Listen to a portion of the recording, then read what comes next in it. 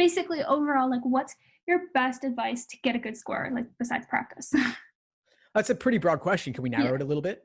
Um,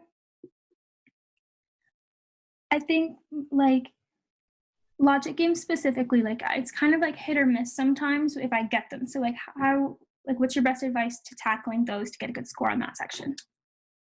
Well, for games, like I said, there's ordering, there's grouping, there's combinations of both ordering and grouping. Then there's the less common types like mapping and pattern and circle games. So focus on the basic types until you're reasonably proficient in those and scoring fairly well.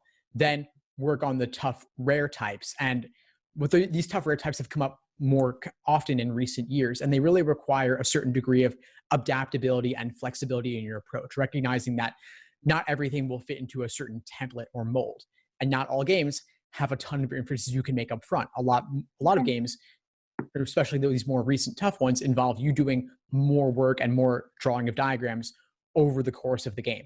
So don't expect that everything will be neatly within a template, and do lots of these curveball games so that you get used to putting yourself in difficult, uncomfortable situations and realizing that there still is an underlying logic or principle beneath the game that helps you solve it just the same.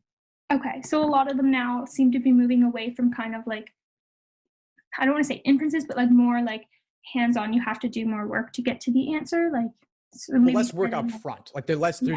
a lot of the older games, like especially those in the 30s and even some in the 40s and 50s as well, you could do a lot of diagramming up front, draw multiple main diagrams, and then you just basically run through the questions based on what you had drawn at the outset. Some of these newer tough games, there just isn't as much you can do up front, and it requires more holding some of these abstract rules in your head and then applying them consistently to draw more diagrams over the course of the game. Okay, so kind of more intensive in a way, like they require more time almost. They could Throughout, take more. not They all could at take more time, but I think the work is loaded differently. Instead of Okay. front loading the work, you're doing it bit by bit as you solve each question. So Okay. don't expect it's all going to be unlocked at the outset. There may not be a ton of inferences you can do at the very beginning. Thanks for tuning into the show. Please subscribe if you haven't done so already to be notified of new episodes as I release them. And feel free to reach out if you need anything at all as you move forward with your prep. I'm happy to help however I can.